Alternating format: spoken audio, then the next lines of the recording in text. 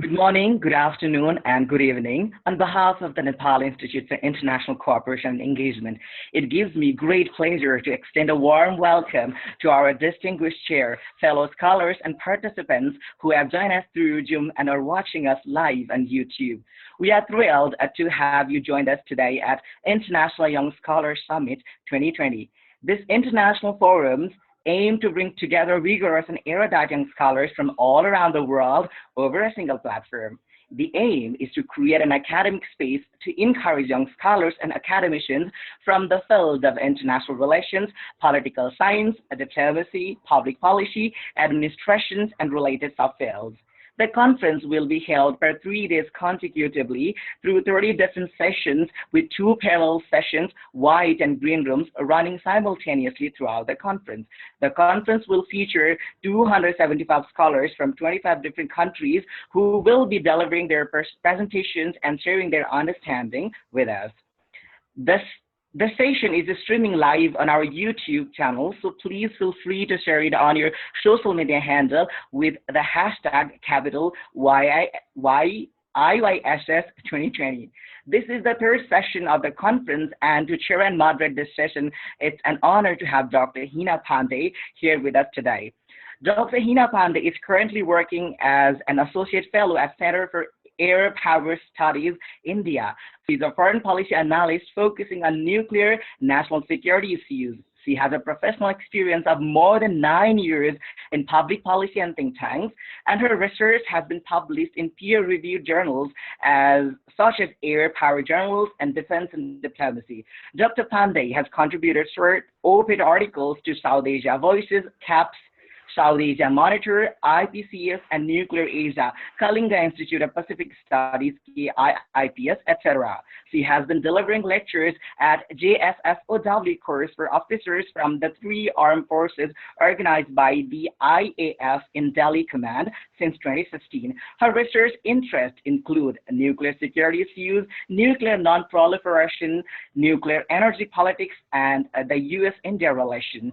She was also a part of visiting fellowship program with the South Asian Voices at the Stimson Center, USA. So without any further ado, let me now request Dr. Hina Pandey to moderate the session. Ma'am, over to you now. Thank you, Robin. Thank you for a very generous introduction. Thank you so much. So, very good morning, everyone. Good morning, good afternoon, and good evening for those of you who have joined us. And I welcome you all once again to the third session of the International Scholars Summit, which is on the Indo-Pacific affairs. Now, before I begin, at the outset, let me thank the Nepal Institute for International Cooperation and Engagement for their really kind invitation. So thank you, NICE. I look forward to the session.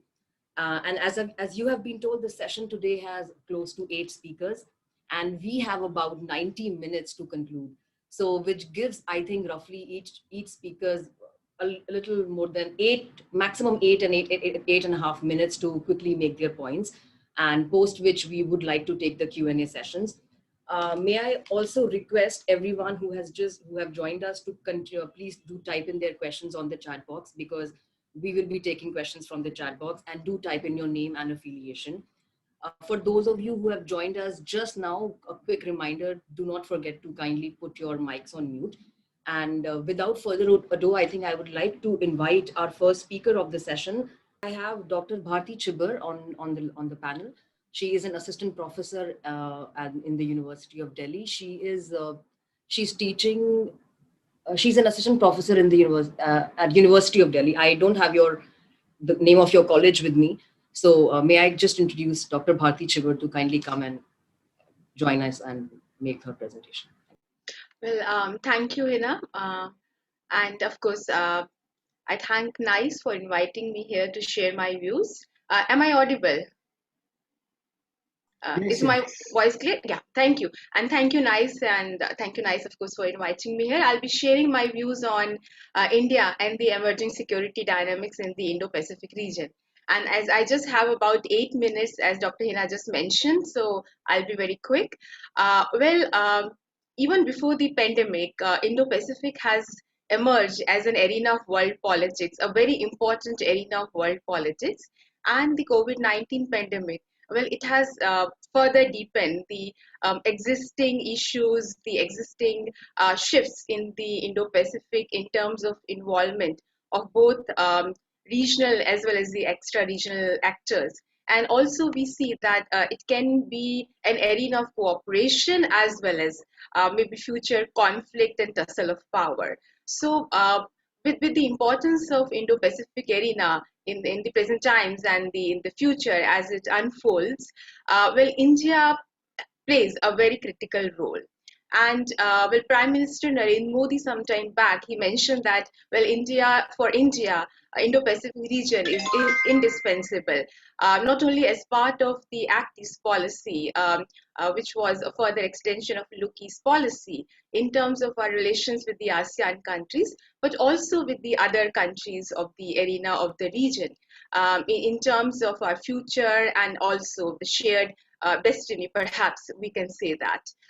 So with this, well, we presently not only India, but also the other countries of the region, including Australia, Japan, US, they also look upon India as kind of a very crucial actor in the Indo-Pacific region. But for India, for a very long time, we actually neglected or rather did not pay much attention to our maritime security. But presently, there's a kind of a shift, and we have started giving much more importance to our strategic interests in terms of our maritime space. When we talk about the 21st century, or when we talk about the Indo-Pacific in the special context, so it was not only the rise of China. Well, of course, rise of China is a very critical factor in terms of its rising political and military engagements, or rather assertions, but also how India balances a rising China and its regular incursions in Indian Ocean and the South China Sea, but also our relations with the middle powers and the US and the other powers. So it's a kind of a critical strategy that India has to evolve and is evolving in terms of the present security scenario in the Indo-Pacific region, and which will be further can be further further rising architecture in the Indo-Pacific region. Well, when we talk about India as in Indo-Pacific region, well, apart from the bilateral, we also have many multilateral initiatives, or rather multilateral initiatives. They take more precedence in terms of our relations with the ASEAN and agreeing to the ASEAN centrality in terms of ASEAN Regional Forum, or in terms of ASEAN Outlook, Indo-Pacific Outlook, which we has accepted or given concurrence to. And also in 2019, India also launched Indo-Pacific Oceans initiatives in the East Asian Summit in Bangkok, which actually talks about disaster risk reduction, talks about collaboration in maritime security, in capacity building, resource sharing. So it goes much beyond the strategic initiatives to the other arena in terms of balancing of power. And here we can also talk about Quad, which is a very interesting or special initiative because it got a new fillip during the pandemic with the virtual summit. And also the Quad Plus, going beyond US, India, Japan, and Australia, and involving New Zealand, South Asia, South Korea, and Vietnam. Well, there has been a talk of further extension of Quad. But that's a different thing, that how it actually works out in the future, or how Vietnam actually want to be a part of it, that has to be seen. In addition to Quad talking about the strategic interest, it also talks about the economic collaboration and also the health initiative, which is very, very critical. Now, when we talk about all these initiatives, we also see India not only being given importance in the Indo-Pacific region for its own reasons as well as by the other powers, but also it's an interesting time for India, being a UN Security non-permanent member, Security Council non-permanent member, or will be hosting BRICS in 2021, also important actor in WHO, as well as being invited by America to be part of G11 as part of extended G7. So, and with all these things, it's very interesting that ASEAN has also invited India to reconsider and be part of Regional Comprehensive Economic Partnership, RCEP.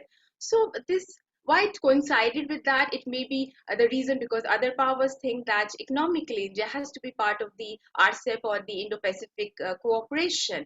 But of course, that's a different thing, that India presently may not be willing to be part of RCEP in the present form due to its own considerations of the agriculture and the local industries. So RCEP has to give India, in terms of cooperation in services, trade in services, which are some of the lacunas which resulted in non-functioning or non-agreement on that front. So this highlights that Indo-Pacific, the cooperation goes beyond the strategic interest to economic, to health issues. And as India has been called the pharmacy of the world, especially during the pandemic. So that's another kind of the collaboration that we are looking at. And also in 2019 with Australia, Japan and US, India proposed a disaster resilient infrastructure, and these all four countries are actually the founding members of the Coalition for Disaster Resilient Infrastructure. So this highlights the cooperation and the kind of initiative that they are taking. In addition to, of course, the free and the open Indo-Pacific strategy that all have been talking about in terms of promotion of rule of law, freedom of navigation, free trade. And here also we see that India is balancing the US version of free and open Indo-Pacific region and the ASEAN version of a more inclusive Indo-Pacific region, which talks about China also being a part of ASEAN. So India is kind of balancing between the two. So that actually is kind of cooperation with the US, Japan, and Australia, as well as accepting ASEAN centrality. And also India has its own security and growth for all in the region concept, where it is talking about furthering the rule of law in the Indo-Pacific region. So with this background, it's very, very critical and very clear that India is, in terms of Indo-Pacific region, is not only a critical actor in its own sphere, but also is accepted and seen by the other countries of the world, especially the Indo-Pacific actors, as a kind of a very critical actor, rising middle power in the post-pandemic regional order in the Indo-Pacific region, in terms of cooperation in the strategic affairs and the dynamic affairs of the region. So with these words, I'll just conclude that in terms of the rising or the emergence of a new security architecture and the shift in the global power, we can think about the foundations of a new world order, which definitely will be conflictual, but maybe more cooperative, or may move towards more cooperative, with the middle powers playing a more critical role, India being one, in terms of a more inclusive and based on the values, human values, respect of law, with dialogues and norms, and the whole idea of a multipolar world, which has been in the pipeline or the ideal for the many years or many decades, may fructify in the near future in the Indo-Pacific vision, with India playing a critical role in it. Thank you. Thank you, Dr. Bharti. I think we have completed the presentation in record 8 minutes time, and thank you so much. I see Dr. Piush Kumar Pandey has also joined back the session. So may I request Dr. Piush to make your presentation, please? My topic is Indo-Pacific and New World Order. Corona transition is intent on changing the socio-economic and strategic system of the world. The whole world is taking a pledge to redesign, which has resulted that the country in which the marginalized were still ready to play an important role in the world till yesterday. Before corona infection, whole world was looking at Europe and South China Sea. But today, if we talk, the major country of the world have got their eyes on the country of the Indo-Pacific region, and India is being given priority. And on the other hand, India seems to be ready for its new role in recent times.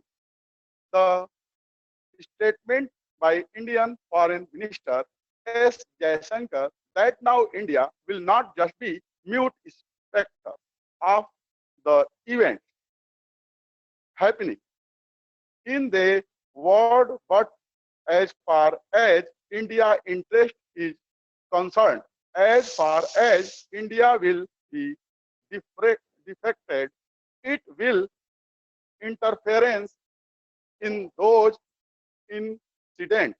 India sending its fleet of warships to South China Sea can be seen as India changing foreign policy in the past. Over the year, India has been trying day by day to make the Indian island around them state of the art.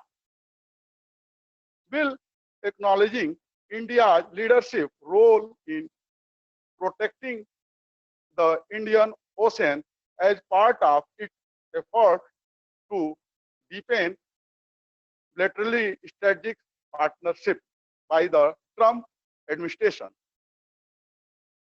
Negotiating possible missile defense cooperation with New Delhi is also set to play major role in the Pentagon strategy, which is important to increase in influence in this Indo-Pacific area.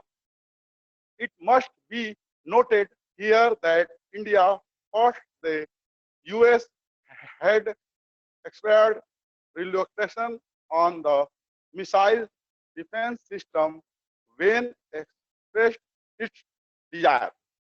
A quad was formed in 2007 by Japan, USA, and Australia to support large-scale relief and rehabilitation operations at the time of the sea disaster, but is currently reprinted today.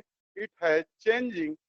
Now its goal is to make the Indian Pacific region free and purpose today the identity of the Quad independent, open and purpose to protect the Pacific.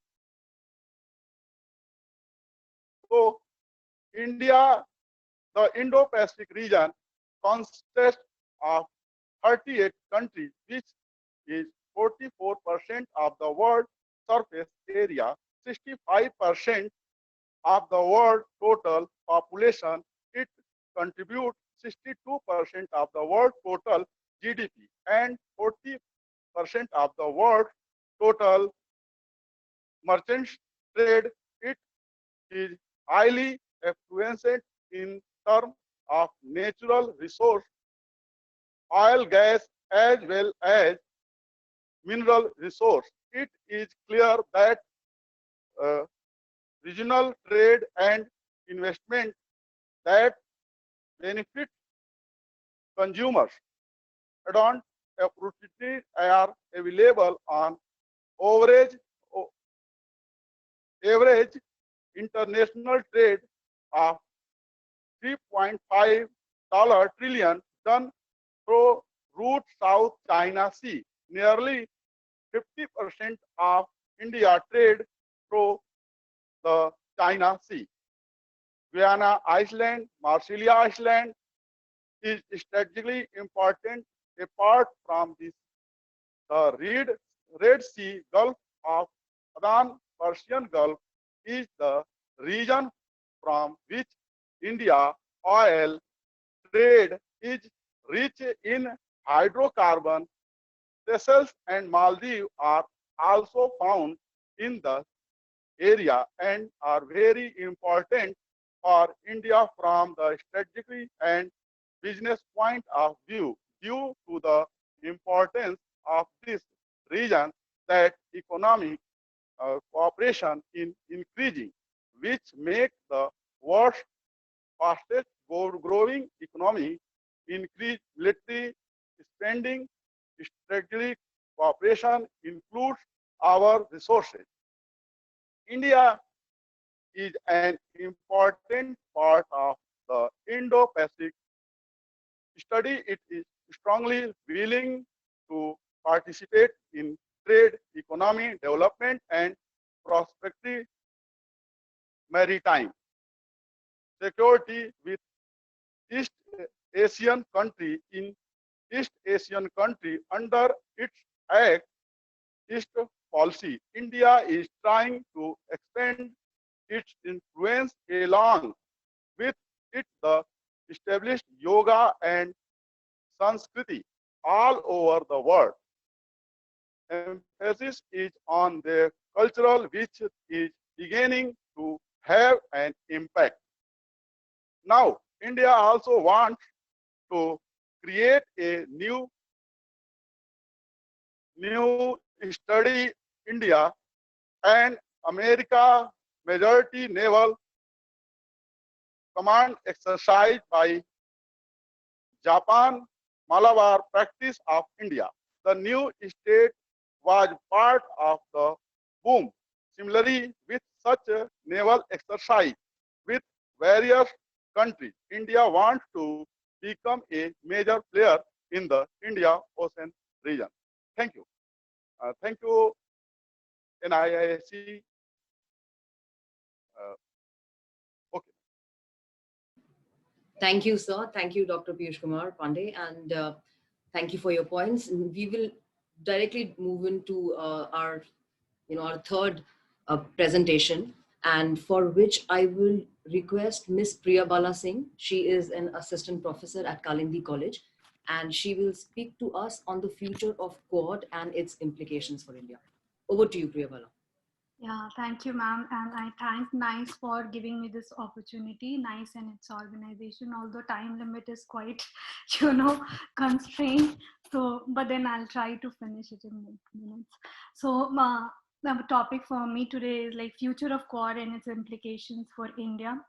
The China dream and China's unbending assertion, its rise, President Xi Jinping's pursuit of national rejuvenation of wealth and strength has raised much disquiet and anxiety among regional powers in the Indo-Pacific, as we know, especially Japan, India, and Australia, and the US in particular. China's belligerence and expansionist actions of encroaching upon territories in East and South China Sea, Southern Pacific, and the Himalayas has spiked after the pandemic outbreak, making the region highly volatile and unstable. In this context, the countries have been kind of assessing their foreign policy vis-a-vis China's challenge, right? And one of the crucial partnerships that has emerged in this context is Quadrilateral Security Dialogue, or Quad. And today I will be talking about the potential and the future of Quad and its implications for India to kind of provide a secure and stable Indo-Pacific. I argue that if the maritime, economic, and diplomatic cooperation and connectivity is nurtured among India, US, Japan, and Australia, the Quad could have far-reaching implications on the geopolitics of the region and create a sound deterrence vis-a-vis China in the region. So what is Quad? Quad is an important constituent of Indo-Pacific strategy. It is a coalition between these four partners who aim to establish rule-based regional order with maritime, economic, and diplomatic cooperation and connectivity as a response to the rapid changes brought in by China's assertiveness and increasing influence in the region. However, when it was created in 2004, it was a joint response to a tsunami and not towards China as such. But it got dissolved in 2007 because of several reasons, to be revived and went into hiatus for a decade and came to be revived and reformed only in 2017. So why was it revived in 2017? Because no longer was China seen as a peaceful rising nation, and it became, countries were becoming threatened by it now. And so, there were several other reasons, like China's Belt and Road Initiative. Asian Infrastructure Investment Bank is perceived as China's attempt to create parallel institutions to IMF and World Bank, and to challenge the existing liberal international order and the rule-based order, especially in the region since that had existed since World War II, from which China itself had benefited. Besides, BRI is not seen by these nations as benign and benevolent, but as a geostrategic network with military and strategic implications for building its regional preeminence and primacy. Besides, the loans that is being given by China is seen as kind of a debt trap for the borrowers to bring them into its coerced influence and kind of get a greater access for China. So keeping all this in mind, the main purpose for the Quad's revival, as I see it, was to resolve of the four like-minded democratic countries to restrict the growing assertiveness and dominance of China in the Indo-Pacific. So group's revival is a way for geopolitical signaling to China that it is being watched. Now, what are the interests of India in the Quad? So as I look at, because India in the phase one of Quad was seen as one of the weakest links, and which has changed. Now India in the second phase seems to be more engaged and involved. So what has changed for India? A lot has changed in the Asian security environment for all the four countries, and especially for India. China and India have seen substantial acceleration of Sino-Indian rivalry and souring relations between the two giants in the recent times. And because of this, India, needs partners, and not only partners to challenge China, to kind of balance China, but also partners which will enable it to kind of achieve its issue-based goals at different multilateral organizations and institutions. Moreover, if we look, India is kind of weak when we compare the capabilities of military economics vis-a-vis China. And so for that reason, India needs partners. And combined strength of Quad, according to me, I see it could kind of deter China. The Quad represents a quarter of world's population, more than 25% of world's GDP, more than double the size of China's economy, and 4 times its military budget. So I see it as mutually beneficial for India to be part of Quad and deepen its relationship with Quad members. Quad is potentially viable security strategy for India and can prove also fruitful in future for other issue-based cooperation. It can be seen as a platform wherein certain issues could be raised and analyzed, and then a course of action could be taken by these nations to kind of, it could not be only about China. It could be other issues. For recently, during the COVID, Quad members met virtually, and they kind of tried to cope up with the thing. And why does India feel threatened all of a sudden by China since within a decade's time? Because China's BRI, its assertion in South Asia, in the Indian Ocean, its creation of the string of pearls, its deepening relationship with Pakistan, and its blocking of India's way into the national secure suppliers group, and vetoing the UN sanction on Pakistan-based terrorist organization which had inflicted a lot of terrorist acts in India, kind of urged India. And the turning point kind of came in 2017 during the Doctoral standoff, which kind of India was really urged by, and it saw that it is time to now act, and it kept its reluctance at the back seat, and it showed its enthusiasm to kind of involve itself in Quad. Besides, the China-Pakistan economic corridor was one thing which India has always thought that because it runs through the Pakistan-occupied Kashmir, so India sees it as an infringement on India's sovereignty as such. So all these factors have bundled up to kind of India to participate more actively in Quad. So how do we see the future of Quad? Many times it is kind of criticized as ambiguous, lack of clarity or any real substance, or evoking unnecessary provocation. But what I feel is that importance of Quad lies also in what it signals and what it symbolizes. It is a way of diplomatic solidarity, and it is a weather vane. So I see it as a platform wherein issues of concerns could be addressed. Keeping that in mind, I would like to recommend or kind of emphasize that Quad is there to avoid war. It doesn't have to fall in Thucydides' trap, and it is not Asian NATO and need not to be institutionalized or militarized. India has never been very comfortable with a formal alliance, and Quad is not a formal alliance. And keeping that in mind, I would also like to think that Quad also in future needs to concretize itself a bit, define its scope, at least resolve to the fact that if there is a danger from China or a confrontation, the members are going to help each other. Not now, maybe in future sometime. So what I see is I would like to conclude is that Quad in a well-aligned way could really give a deterrence effect to the misadventures of China and its efforts to disturb the status quo in the Indo-Pacific region. Keeping that in mind, I would emphasize that the success of Quad lies not in fighting, but in winning without fighting. So that is how I would like to end. Thank you so much. Thank you, Ms. Priyabala. Now, moving on to our fourth speaker, may I now invite João, Paulo, and I believe Henoch, Gabriel is also present. Are you going to do a joint presentation, both of you? Yeah, yes, thank you very much. I need someone to run the slides that I sent to Nice's email. I don't know if the organizers have them there. We'll run it just a second.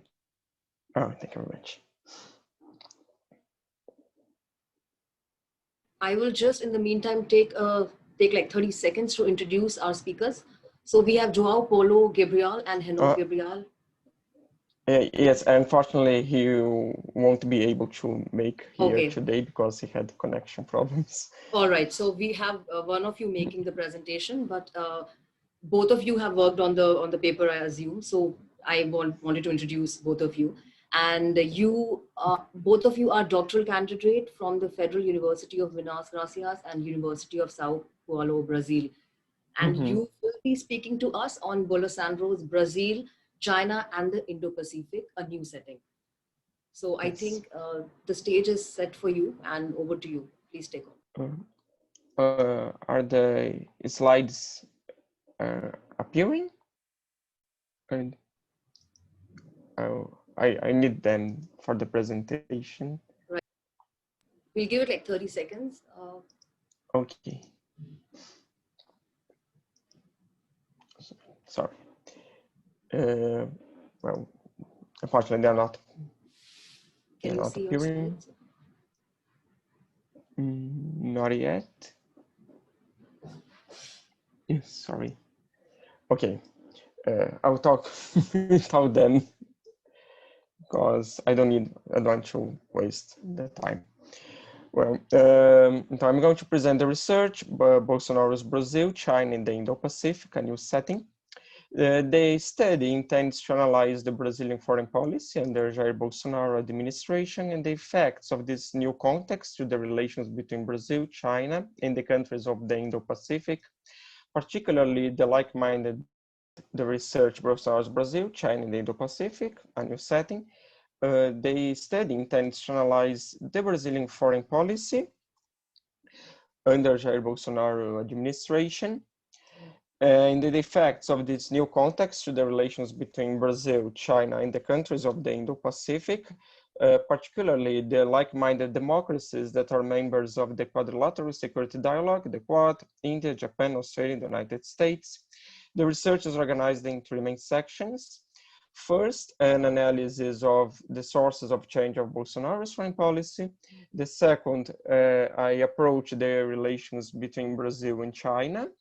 And later, I also analyze the relations between Brazil and the Quad. Next slide, please. Well, Jair Bolsonaro is a right-wing politician who served as a federal deputy of the state of Rio de Janeiro for 27 years, and in 2018, he was elected as the president of Brazil. Jair Bolsonaro's foreign policy has three main sources of change. The first is the transformation of the Brazilian objectives towards countries that can offer trade or technological benefits, particularly democracies such as the United States, Japan, and India. The second is the ever-growing evangelical community in Brazil, which defends the Brazilian recognition of Jerusalem as the complete and united capital of Israel, since they believe it will hasten the second coming of Christ. And the third source of change is anti-globalism, which is based on a broader theory that suggests globalist forces have taken over the West, and these forces are usually identified with the United States, the United Nations and its subsidiary organs, as well as with the European Union. Next slide, please. Thank you very much. Now we are going to analyze the relations between Brazil and China. First, China is the main Brazilian trading partner since 2009. In addition, Brazil has a trade surplus with the Asian country. In 2019, Brazil exported $63.3 billion in products to China, while importing $35.2 billion in Chinese products, mainly manufactured goods. Also, Bolsonaro adopted fierce anti-Chinese rhetoric during his election campaign in 2018, mainly due to his distaste for the ideology professed by the Chinese Communist Party, the mistrust on the Chinese appetite for Brazilian minerals, and to please his anti-left electorate. And also, China's international prestige was strongly affected by the fact that Beijing silenced doctors and journalists who tried to warn the world about COVID-19 when it merged in Wuhan in November 2019. And the Chinese Communist Party's liberal management of the public health crisis has exacerbated the anti-China sentiment in the Brazilian government. Next slide, please. Thank you. We are going now to analyze the relations between Brazil and the Quad. The first question is that the Quadrilateral Security Dialogue, the Quad, is a diplomatic arrangement composed of Australia, India, Japan, and the United States, which was revived in 2017 in order to check Chinese expansionism in the Indo-Pacific. However, they were not able to set a unique agenda towards the region in this initiative due to the constraints imposed by domestic politics issues. Also, in 2019, Brazil exported $29.7 billion in products to the US and imported $30 billion. Furthermore, Brazil has an accumulated deficit of $1.8 billion with the USA, India, and Australia. And there is also the risk of Chinese retaliation, because at the end of 2019, Japan invited Brazil to participate in a trilateral dialogue with the United States for sharing common values such as democracy and the free market. And the Brazilian Minister of Foreign Affairs, Ernesto Araújo, has embraced the proposal and intends to launch it in the coming months. However, there is a risk that Brazil would displease China, its biggest trading partner. Next slide, please. Thank you. So we can perceive the new foreign policy orientation of Jair Bolsonaro and Ernesto Araújo converges with the fears of the United States, India, Australia, and Japan regarding the expansion of Chinese influence. However, the strategy of a mere Brazilian approximation to the Quad countries would be hindered by the fact that China is Brazil's main trading partner and is a key consumer market for the Brazilian agribusiness. And Brazil cannot count on the Quad members to confront China in the international arena because the group is not institutionalized and its members have diplomatic and commercial relations close to China, avoiding an open confrontation with the Asian power. Besides, Brazil's trading relations with the Quad countries are too small when compared to the Brazil-China trade flow. Thank you very much for your attention. Thank you, Henoch. Now moving on again, we will move on to our fifth speaker or fifth panelist. And may I now invite this Shivani Yadav. Ms. Shivani Yadav is a PhD candidate from the Jawaharlal Nehru University, and she will be talking to us on navigating the Indo-Pacific cooperation between India and the US. Shivani, over to you. Thank you, Dr. Pandey. I hope I'm audible. I would like to talk about the cooperation between the US and India in the Indo-Pacific region, and would start by discussing the major stakeholders in the region. Global fulcrum of power is shifting towards Asia, and a newer geopolitical construct like the Indo-Pacific region is gathering focus for its potential in advancing strategic and economic partnerships among regions. The term Indo-Pacific itself is a value-laden concept which is reflective of the various competing interests in Asia. The conception of a contiguous and interconnected region of the Indo-Pacific was initially proposed in 2007 by the Japanese Prime Minister Shinzo Abe, who called the Indian and Pacific Oceans as one common space and confluence of two seas. The notion was further advanced by Australia, India, the US, France, and eventually ASEAN nations like Indonesia. Now, traditionally, the island nations and members of ASEAN countries have played a central role in Asia Pacific, while the prospects of development and investment has ensured their growing acceptance towards Indo-Pacific. There is also skepticism about initiatives like the Quad, the Quadrilateral Security Dialogue led by the US, Japan, Australia, and India, because of fears among smaller island nations of being sidelined in their own region. Such fears have prompted India, for whom East Asia figures prominently in its neighborhood policy, to clarify that its Indo-Pacific strategy is not meant to be a club of limited members and that India supports an ASEAN-led mechanism in the region. Now, India itself has only gradually embraced the idea of playing a more central role in Indo-Pacific. Its vision has been cautiously developed over time and more confidently embraced relatively recently, like at the 2018 Shangri-La Dialogue keynote address, where it elaborated that an Indo-Pacific grouping does not aim to dominate, but to bring a rule-based order based on equality of all nations and reliant on faithful dialogue instead of dependence on force. Prior to such open embrace of a willful role in Indo-Pacific, India had struggled with the idea of maintaining its strategic interdependence while joining hands with Western powers in what is essentially a containment strategy in response to rising China. Now, China, on the other hand, has had no qualms about establishing itself as a major stakeholder in development of the Asia-Pacific region, a prospect that encroaches on India's influence vis-a-vis smaller nations. China's economic and military might significantly surpasses that of India, which extends to the maritime domain.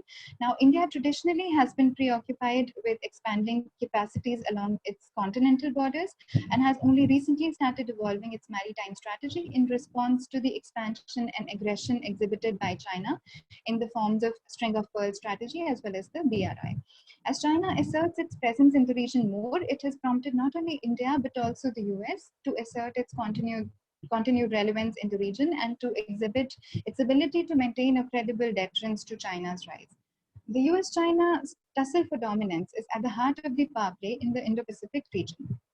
And the US has by far pulled in the greatest resources among all countries in the region, a number that has only increased with time in addition to the money invested by American businesses. The US's interest in the region also aligned with its grand strategy that involved preventing rising threats to critical geopolitical areas and global commons, ensuring open commerce, and expanding the liberal political order internationally. India has been a major partner of the US towards this end in the region. Since the mid-2000s, the bilateral relationship between the US and India has elevated to a strategic partnership, and the Indo-Pacific region figures prominently for them as a site for collaboration. Now, the three tangible mainstays of their collaboration are trade, connectivity, and investment, along with realizing the idea of a free and open Indo-Pacific. The US and India first collaborated on a joint strategy in 2015 by launching a joint vision for the Asia-Pacific and Indian Ocean region. Though the vision has evolved over time, the core interests of the US are still in the Pacific, while those of India are in its own immediate neighborhood of the Indian Ocean. This brings us to three divergences in the US and Indian strategies in the Indo-Pacific. First, there are differences in the strategic mapping of Indo-Pacific itself. Indian Ocean remains the main focus for India, but the Western Indian Ocean, including the Persian Gulf, doesn't figure in the US's conception of the Indo-Pacific. Second diversion arises out of the role that India envisions for itself in the region. While the US has been quite encouraging about the participation of its partners and allies in the Indo-Pacific initiatives, India so far has envisioned a limited military role for itself in the Pacific, as its main focus remains preserving its immediate strategic interests in the Indian Ocean. A third diversion pertains to the degree to which both countries are willing to engage and antagonize China. Now, India has been conscious of provoking China directly and realizes the implications of any ensuing tensions with China. The US, on the other hand, has an openly conflictual relationship with China and is already embroiled in a trade war with China, so it has few apprehensions about China's responses. Rebalancing China, therefore, is the common doctrine of the US and India in their Indo-Pacific cooperation. Both the US and India's Indo-Pacific strategies are highly partnership driven, and along with their expanding strategic partnership, the opportunities for them to cooperate in the Indo-Pacific are also expected to expand. Thank you, Shivani. I think you have finished a minute before your time, and I thank you for that. I think that will give the. So I would like to invite Sagar N. Sagar is a research scholar from the Jindal School of International Affairs, and Sagar will be speaking to us on China and India in the Indo-Pacific. Okay, good morning, everyone. I'm Sagar. But today my topic for presentation would be China and India in the Indo-Pacific, struggle for dominance in the Indian Ocean region in particular. So as you all know, this is the map of the Indo-Pacific. Indo-Pacific is the most vital region for any country to wield its influence because of its trade and strategic importance. In the Indian Ocean region itself, the world's 40% of oil offshore oil production takes place in the Indian Ocean region. It amounts 15% of the total fishing of the world. The world's 40% of the oil supply passes through the Indian Ocean region. So India considers Indian Ocean as its own backyard. So Indian Ocean is the only region in the world which is to be named after a single state, that is India. So it has a massive role to play in the Indo-Pacific politics because, as I told you in the beginning, it considers India as its own lake and backyard. To say in historian K.M. Panikar's words, India wants to keep Indian Ocean as India's ocean. So what is the definition of Indian Ocean according to New Delhi? As Prime Minister Narendra Modi said at Shangri-La Dialogue, so the definition of Indian Ocean is from the shores of Africa to that of America. So the politics of the Indo-Pacific is changing at a faster pace for three reasons in my assessment.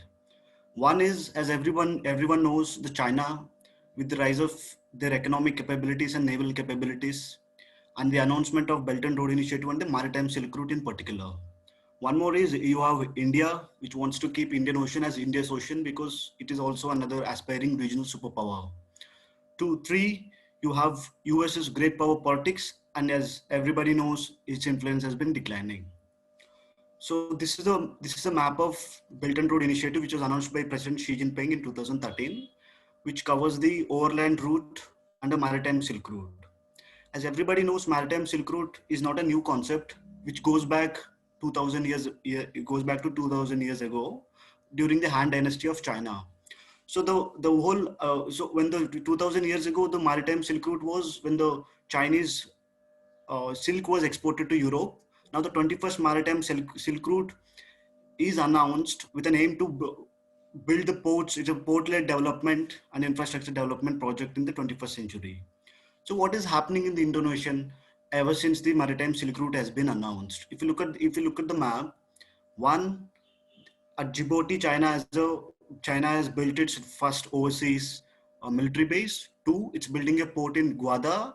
3, it has built a port in Hambantota, Sri Lanka, and which has also been leased to Sri Lanka for China for 99 years. 4, which is developing Haivanapolu atoll in the Maldives. 5, for Chittagong port in Bangladesh. 6, Kokyo port in Myanmar. 7, a port in Lamu, Kenya, in Mozambique as well. So what has been India's response with the maritime Silk Route, with China has been increasing its influence? So what has been the India's response? The India's response has been India's presence in the Indian Ocean is, you have the Western Naval Command in Mumbai, you have the Eastern Naval Command in Vizag, Visakhapatnam. 3, you have Tri-Services Command in Andaman Nicobar, and you have Eastern Naval Command, and you have the forward operating base in Lakshadweep, and you have Southern Naval Command. And apart from that, Indian Ocean, as you can see in the Indian Ocean, you have islands such as Diego Garcia, which belongs to America. You have Coco Islands, which belongs to Australia, and then you have Reunion and Mauritius Islands, which belongs to France. So India has access to naval bases in all these islands because India has successfully completed the logistics exchange agreement with all these nations. That in sense gives the Indian vessels to go there and use the military naval bases. So what is the problem here? So it seems like, though the Chinese action seems like they're solely backed by trade and economic aspirations, but let's not forget, once the port is built, it's very easy to convert into a naval military base. Two, string of pearls, as everybody knows, is a strategy to surround India from all the sides, and as a aspiring regional power, it has a security threat. Three, the trap diplomacy that China follows is everybody knows, it's evident from the Ambantota port what happened in Sri Lanka, how the debt trap diplomacy China uses.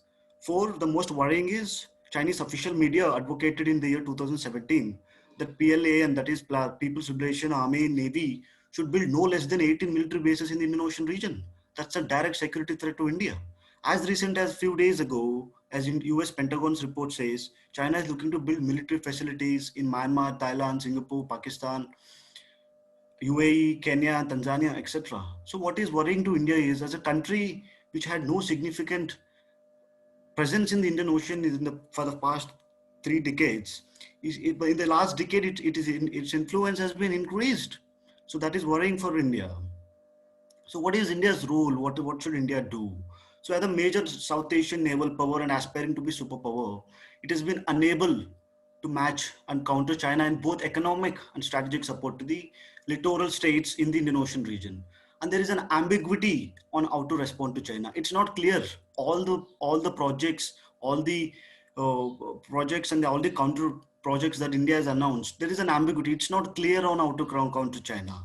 Three, traditionally, as everybody knows, India is more focused on territorial threats posed by Pakistan and China in the Himalayas. But as the experts say, however, unlike Himalayas, Indian Ocean is the only turf, is a turf where China is vulnerable, and that is the reason why New Delhi should strategize better.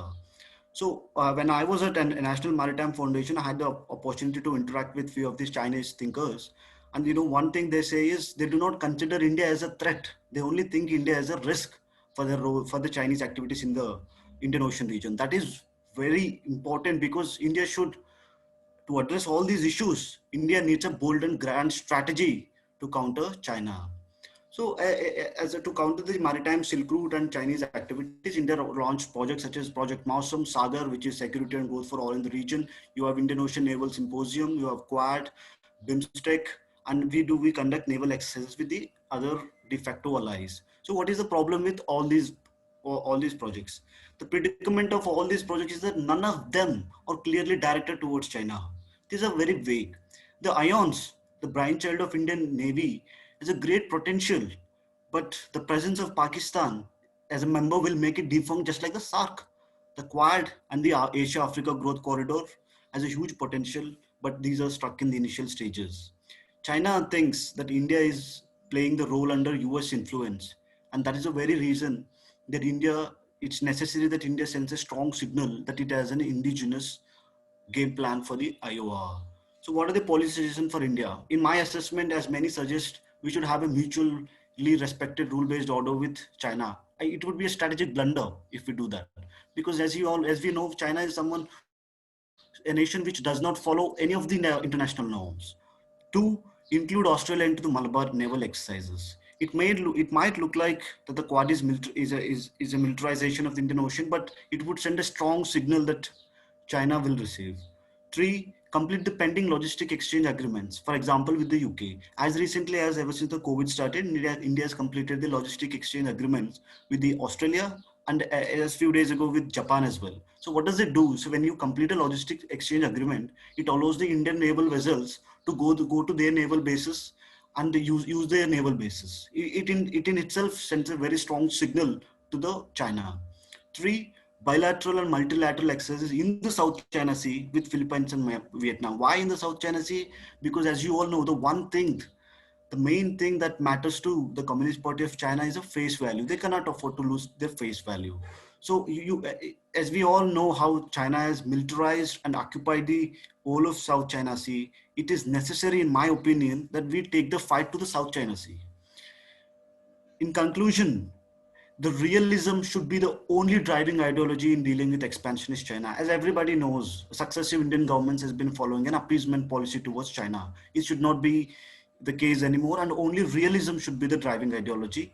Only then, if we do all these, only then India can move from mere net security provider to the net security providing nation in the Indian Ocean region.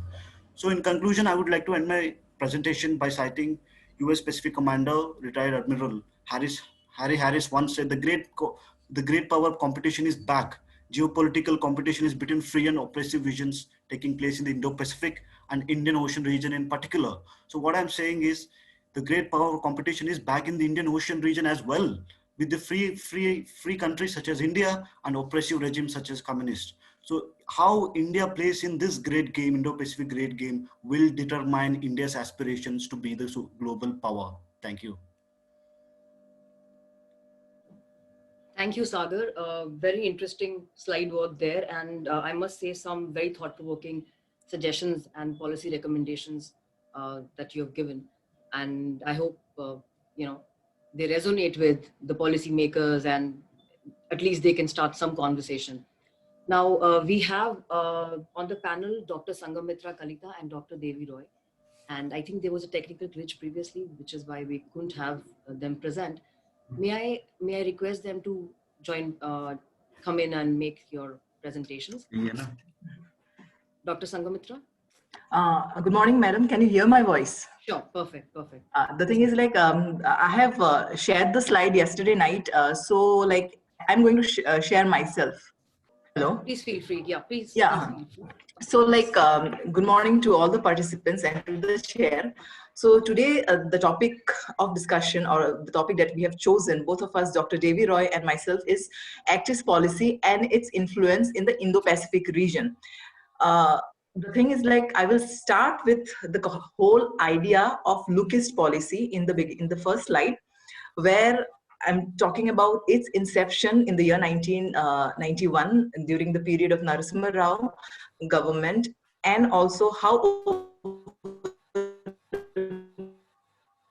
period of time there was a progression made in this, as you can see in the in the slide itself, it was initiated in the year 1991, because we were talking during a period of globalization, of opening up our economy, and Southeast Asia to us was very important, which over a period of time was neglected to a great extent. So we were emphasizing on Southeast Asia with this policy initiative.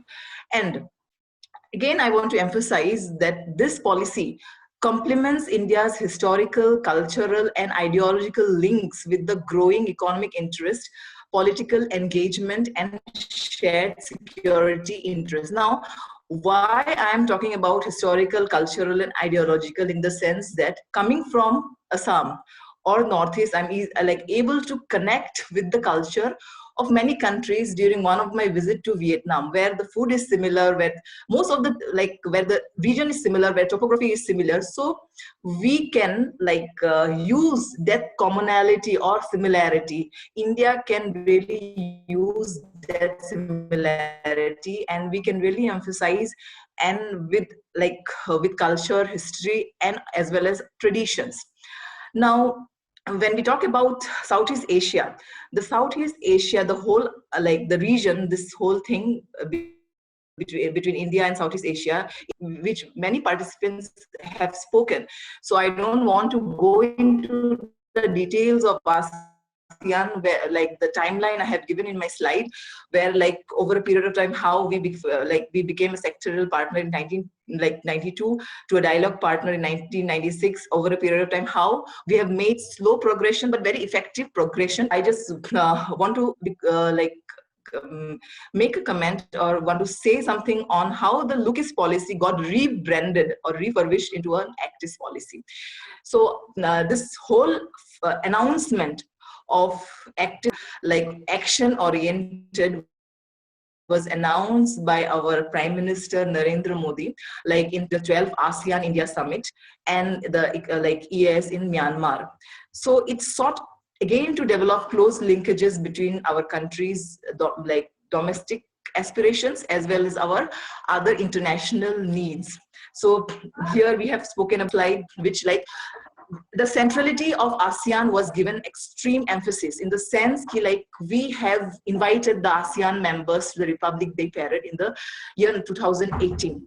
And also in this whole scenario, we cannot lose out to the Indian diaspora, because Indian diaspora in the region is also very important for us, because but there is also a challenge from China, whose diaspora in this region is very strong, very prosperous, and because they are dominating most of the economic sectors. So now this is all about Lucas policy, which got rebranded to Actis policy. Now we have tried to connect this whole policy and its influence, how we can connect this policy into the Indo-Pacific, Indo-Pacific topic. Now, we have given us a map. Now I just want to come to the Indo-Pacific, how it has come to the general parlance over the period of time, and how it became more vogue, or it became its usage became very common. So I want to mention the name of Prime Minister Shinzo Abe when he addressed a joint session in the Indian Parliament, where he raised the prospect of a broader Asia, Asia fashioned out of the confluence of the Pacific and the Indian Ocean. And also Prime Minister Narendra Modi, which one of the speakers told, he in his keynote address in the Shangri-La dialogue, unveiled the whole idea of Indo-Pacific. Here, the idea was, we don't want rivalry in the region. It should be a very healthy competition in the region, where it should be free, open, which is also the concept of US, which should be an inclusive, and along with it, the centrality of ASEAN should also be maintained. You cannot get away with ASEAN. So the centrality of ASEAN countries in the whole concept of Indo-Pacific should be maintained. Now, we all, most of the strategic thinkers have given their concept on Indo-Pacific, from C. Raja Mohan and other, what they have told, that the seas of Western Pacific and the Indian Ocean constitute a single integrated geopolitical theater, which is the Indo-Pacific. So we have gone through all these things, and why, and also I just want to emphasize one thing, why Indo-Pacific is important to many countries like Japan, Australia, US, ASEAN, India, is its richness. It's extremely rich in resources, it's extremely rich in oil, gas. So for us, it is extremely important that we should have a healthy space in the Indo-Pacific region, and there should not be rivalry. And as many of our speakers have mentioned about the South China Sea, where 85% of the region has been claimed, the territorial waters are claimed by the by the Chinese. So we don't have any territorial claims in the region. So we want things to be healthy, and everything should be governed under the law, under the laws of the seas which are there. So going to the next slide. It's madam, can you hear me? Hello? Yes, we can hear you. Delay. Hello? Dr. Sangamitra, there's a slight delay in the audio. So from here, sir, from here onwards. Hello, madam, madam, can you hear me? Sure, please. Madam, see, from now onwards, because since it's a joint presentation, I'm going to hand over the rest of the presentation about the nuances about this whole Actis policy, to Devi Roy, Dr. Devi Roy. She'll be presenting the rest of the paper, because we are doing a joint paper. Perfect, no problem. Okay, thank you. Please unmute yourself, Devi Roy. Okay, sir. Yeah.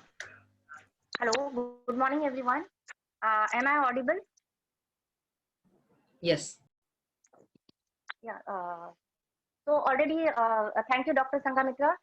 She already mentioned about the debate of the Indo-Pacific. Now I'm dealing with the expanded Indo-Pacific orientation under the current Act East policy. So already some of the speakers and Dr. Kalita also mentioned that the term Indo-Asia Pacific or Indo-Pacific in its abbreviated form reflects the growing interconnectedness of South Asia, Indian Ocean, and East Asia, Western Pacific as a single strategic system with South Asia, South China Sea as its core. This strategic geography also reflects China's and India's growing maritime orientation and their ambitions to project power beyond their respective sub-regions. In other words, the emergence of the Indo-Pacific as a new geopolitical space is in line with the widening of India's perceived area of strategic influence and reveals the country's emergence as a pan-Asian rather than merely South Asian power. And I quote the Sham's views that the India and the Pacific Oceans as constitute as interlinked space, viewing it as a logical corollary to the look-east policy. He highlights the growing strategic convergence with the US, Australia, Japan, Indonesia, and Southeast Asia's countries, while at the same time downplaying the threat of conflict with China and encouraging a more active Russian role in the newly emerging theater of the Indo-Pacific to help in creating more balanced security architecture in the region. So now I'm moving towards Malabar exercise that US, India, and Japan, that is a trilateral naval exercise.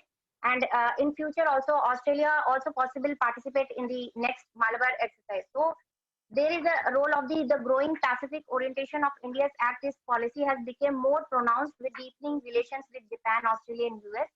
So I'm not going with the detail. So and the most important in this context, like the significance of maritime security in this region. Like she's already, my co-author also mentioned that the more than 90% of India's total external trade by volume and 77% by value, accounting for over 40% of the country's GDP, now transit the maritime domain.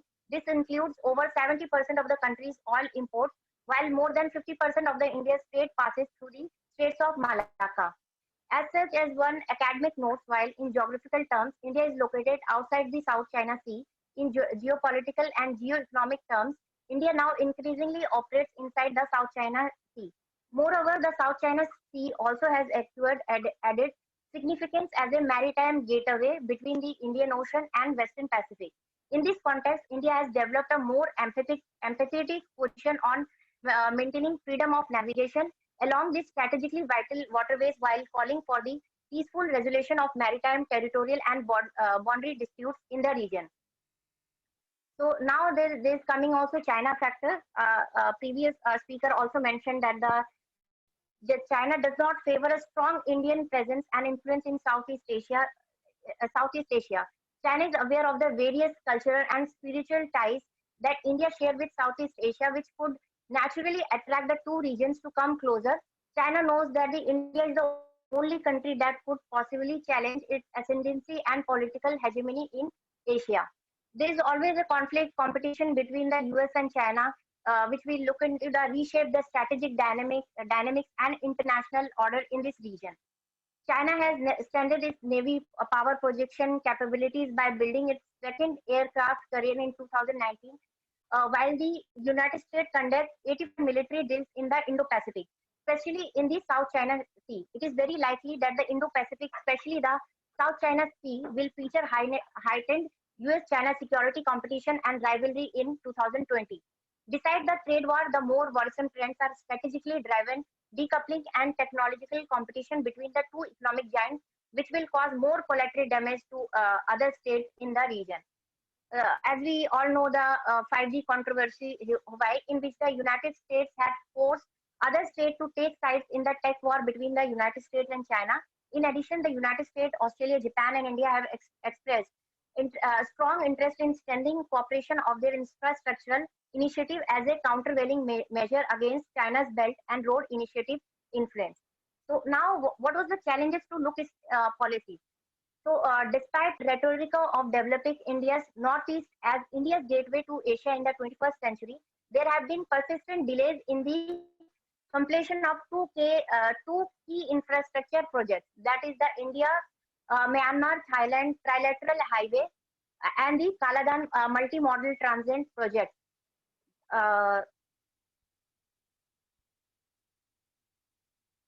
So last I conclude that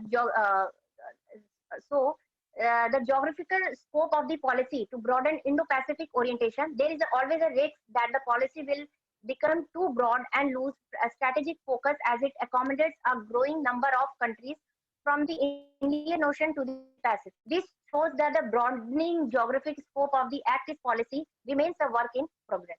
Thank you. Thank you so much. Thank you, Dr. Devi Roy. Now, last but not the least, I think I'm going to quickly invite our final speaker on the panel, Mr. Arup Mehti, and he's a student from Jadavpur University, he will be talking to us on the Indo-Pacific affairs, present situation, diplomatic challenges, and business opportunities. Now, Arup, I would like to remind you, you have just about 8 minutes to make your points. So, all yours. Thank you. Am I audible? Yes, you are. Thank you firstly to NICE to give me the chance, and hello everyone and namaskar. I am Arup Mehti. So my past speakers has talked about all the geographical and the political present phenomena of the Indo-Pacific. So I want to start my speech with my conclusion. The question with why Indo-Pacific. Second is obviously the diplomatic challenges and the political circumstances, the catastrophic what is going on, and the last point is the situation of economics and with the solutions.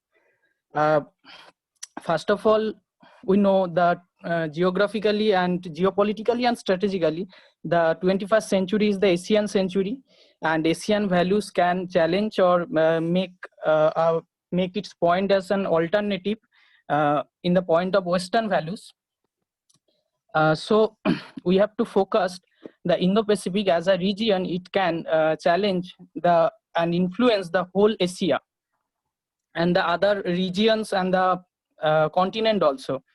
And obviously on that point, where the China is unipolar at Asia in the bipolar world, and the economic giant, and with its political aggression, we cannot forget the USA also with its IMF and the Bretton Woods system, with its strategic inequality of economic system. So we have to focus on the both sides. So the present situation is Indo-Pacific it's a region which is started from Himalayan and end up with the Indian Oceans, and it Africa to, if we increase its geographic region, it's ended with the Latin America. And so if we focused on the Indo-Pacific diplomatic challenges, here is the broader disputes, the immediate incident, the Indo-Nepal border disputes, and the Sino-Indian border dispute, what is going on the present, and just happened the 3 foreign ministers summit in Moscow. And the other diplomatic challenges as like the South China Sea and the Asian countries and the Australian politics and the Sri Lanka and the South Asian diplomatic points. This is the challenges for the Indo-Pacific affairs, and the Indian government is now focusing on it, and the Indian government has established a different department for it. So if we can over the diplomatic challenges, we can solve it, where the political philosopher as like Michael Sandel or the Edward Luke is speaking, the liberal democracy has break up. But also we cannot forget the interdependency and the interconnectedness of the liberal world can avert the diplomacy of the war. And we had not a long history of war in the Asia or the Indo-Pacific regions. So we can make the great diplomatic to business deal, and we have the lots of opportunities like the just Motihari to Amarkunj petroleum production pipelines. It first South Asian 69 km pipelines established. Second, the missed cable, 8,100 km from India to Singapore to Thailand to Myanmar. So we have the, obviously the Japan has technologically, we have the nuclear and the cyber technology from India, we have the resources from India, Nepal, we have the agriculture from the West Bengal to Bangladesh and Bhutan, Nepal, and Sri Lanka also. And we have a tourism, we have a service from the Asian bloc, and obviously the Australian, the other technology services. So if we focused on the business strategy, if we can increase the road initiatives as like the BRI or the other project from the India to land road with the include with the in Nepal, Bhutan, and the transportation system with the Bangladesh and the Asian, and if we can increase our maritime, where the Indian government is increasing its maritime strategy and militarizing the Bay of Bengal despite its economic recessions.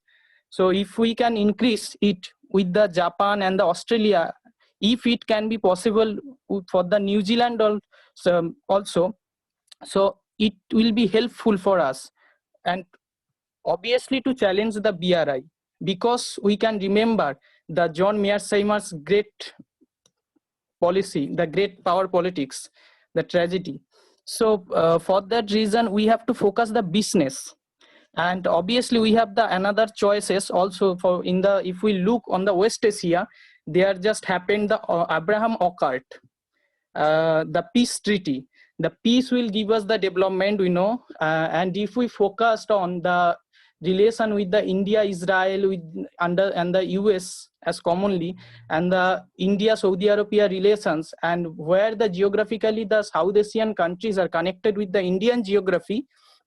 So the friend of India, it obviously the friends of other South Asian country, if and we can make the reciprocal to amicable relations on the basis on it, so we can increase our business and we can reduce our diplomatic challenges and the conflict of soft power.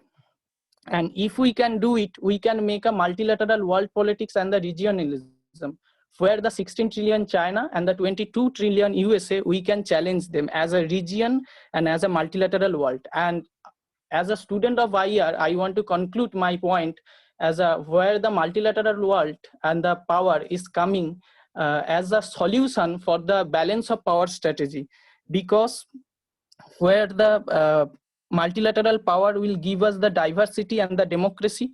And we have to remember here the eminent diplomat as the Henry Kissinger, where the permanent interest, national interest, obviously.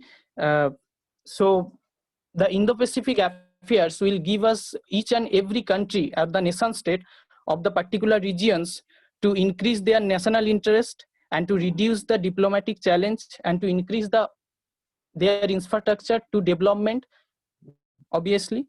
So we have to focus the all country of South Asia. I think we should have to focus on it to increase the Indo-Pacific regional affairs, to make it straight tariffs and a good relationship for the future generation also. Thank you. Thank you so much. Thank you so much, Arup.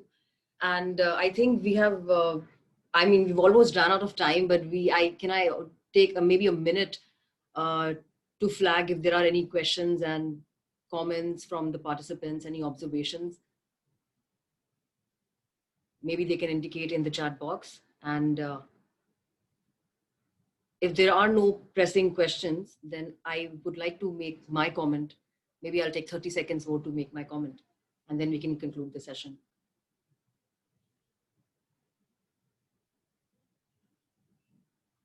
Okay, so Dr. Jaiswal, do you have anything to add here?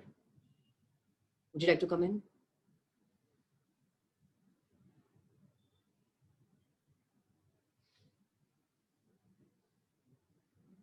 All right, so I think we've had simultaneous sessions going on, so maybe some of the speakers have moved into other sessions.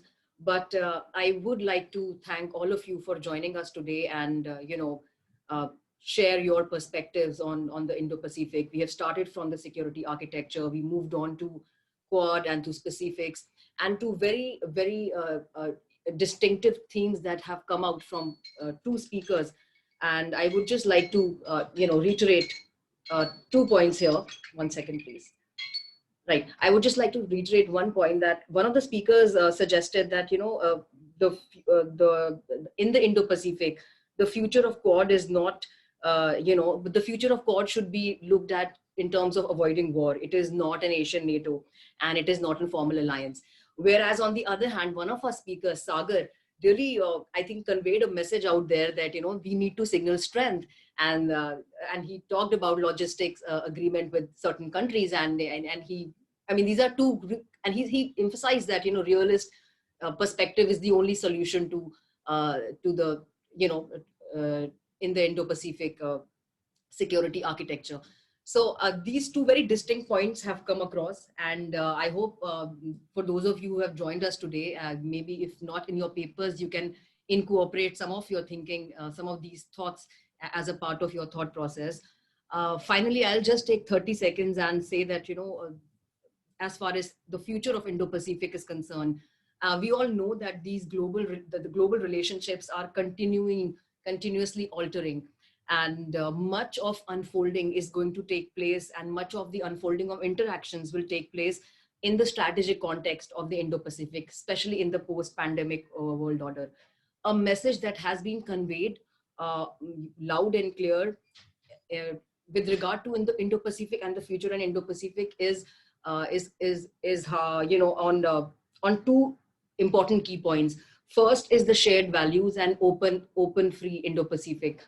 And this has been conveyed not just, throughout, but in the last 1 month, if you look at, the virtual summits that have taken place, the India-Australia virtual summits that have taken place just now, 2+2 intersessional meeting with the US, Prime Minister Modi's, conversation with Abe 2 days ago. So all of these conversations have indicated that the future the future of Indo-Pacific will be focusing more on the open and free Indo-Pacific and shared values. And with that, I would like to thank you all once again for joining us, and thank you, Nice, for having me here. And thank you so much.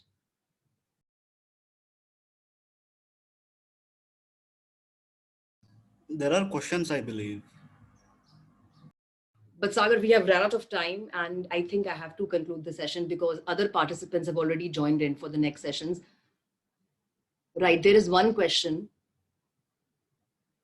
from Facebook. Okay, so we have one question from Facebook. Does the countries who support Quad are on the same plane with the concept of Quad, and how is India joining Quad impacts India-China relations? And this has come to us from Shivani. So I'm just going to flag this question out there. If any of you would like to take it, I'm giving you more than, let's say, 30 seconds to answer this question. Anyone? Because we need to conclude the session. We are running out of time already. Priyabala, you have something to say? Can I respond? So yeah, initially when Quad was started, there were, kind of disagreements about how, because India was on a different plane and in Australia was on a different plane. And but now, especially, when in the second phase, the shared interest seems to be more converging than earlier. So let's hope in future that Quad can find a more, merging ground or a converging ground to share for the shared interest and work for it in the future. So yeah, I think much better than earlier, the concept of Quad. Yeah. Perfect. Thank you. I think it's all that is there for me to is thank you all once again. And may I invite Dr. Jaiswal to come in and take it from here. Thank you, everyone. Distinguished chairs, speakers, ladies and gentlemen, we have come to the end of the third session, and it is my honor to propose a vote of thanks on behalf of NICE to all those who have graced us with our presence and contributed their part to make this event a resounding success. First of all, we would like to express our profuse gratitude and sincere thanks to Dr. Hina Pandey, of course, for agreeing to chair and moderate this session today. Our sincere thanks also goes to all our speakers for being a part of the event and delivering such a comprehensive and convincing presentations. We are really honored to have all the speakers with us here today. We would like to acknowledge our gratitude to our friends from the diplomatic community, experts, academia, media, and from different organizations. Finally, I must mention our deep sense of appreciation for our audience who participated in the webinar and those who are also watching us live on our YouTube channel. Thank you for your valuable time and attention and for making the session productive with your question. Truly, we are honored to have all you here with us today in this time and hope to stay connected with you in the future as well. It's been really a pleasure. Also, do join us at our next session. Thank you very much.